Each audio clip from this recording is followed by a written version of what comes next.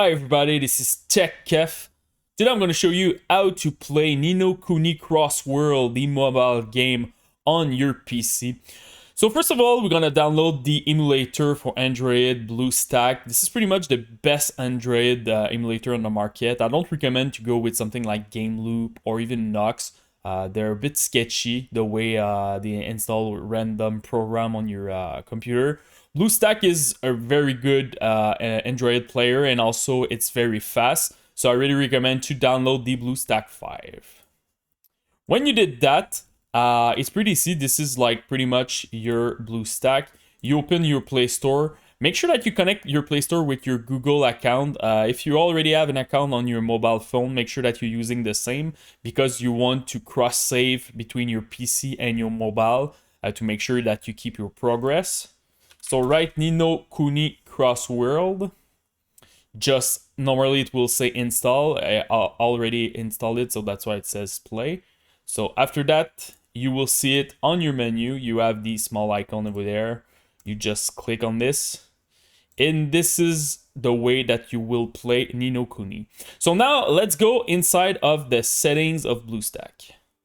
So now for the setting of BlueStack. First of all, I want to mention that it's really important to activate your virtualization in your BIOS. So if you have an AMD processor or Intel, go on your BIOS and make sure that your virtualization is activated. It really depends on your motherboard. So if you're not sure how to do that, just Google your motherboard and how to activate virtualization. Normally, you will see a guide on how to do it. So let's go first of all with setting. The first tab will be performance, and you will see some CPU allocation, memory allocation.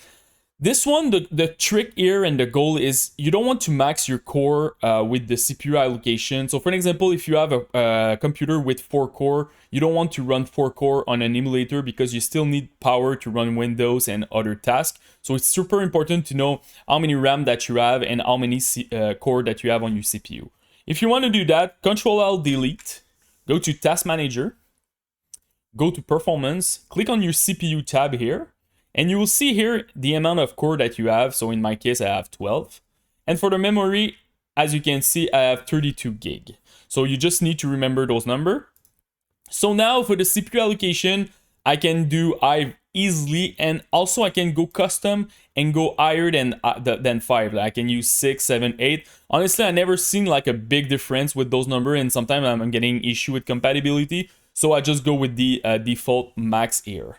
For the memory, it's pretty much the same thing. If you have the space, you have like 16 gig of RAM, you can even custom it and put like 8 gig if you want. You can go really like high, depending on the amount of memory that you have. In my case, I'm gonna stay at 4 gig here for this demonstration.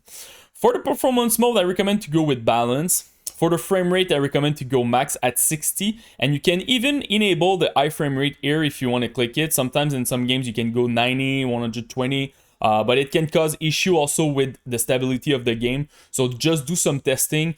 If you're struggling with the allocation of your CPU and you're playing at medium or even low, don't go necessarily at 60 here. You can lock it at 30. You will probably have like a better experience because you will not like get some random drops and stuff like that. So it really depends on how you want to run this. For the display, go with native. So if you have a 720p monitor, go with 720p. If you have 1080p, go with 1080p. If you have higher than that, you can definitely go 2K. But to run in 2K, make sure that performance, everything is maxed out, because you will lag if you do that. Honestly, I recommend to go just with 1080p. It's perfect. Even if you have like a 2K monitor, it's a good way to play.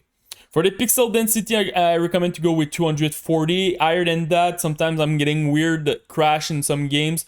Honestly, 240 is fine, and you will have a decent compatibility. For the graphic tab, the graphic engine mode, I recommend also to go with compatibility. Don't go with performance, getting too much issue with it. Compatibility runs fine. For the API graphic renderer, I recommend to go with OpenGL. If you're struggling with old AMD card, you can definitely test DirectX, because OpenGL is not great with AMD drivers. If you have an NVIDIA card, you will not have any issue. Just go with OpenGL. If you're struggling with your AMD, definitely do some testing. Interface renderer, go with Auto. ASTC texture, super important to use the software coding, sorry. And the last one, it's the GPU in use. You really want to activate this if you have a dedicated GPU. It will help you with the hardware acceleration, so super important to use that. The last parameter that you want to check, it's your device. So you have a different profile for the device. By default, I recommend to use the Asus ROG 2. It's pretty good, and normally you can have like high FPS in some games. The other profile that I recommend is the Samsung Galaxy S21 Ultra. So just do some switch between them if you don't like the Asus and you're feeling that you're missing some setting in some game. Definitely test the Samsung one and you will probably have what you're missing. So this is pretty much it for my BlueStack guide.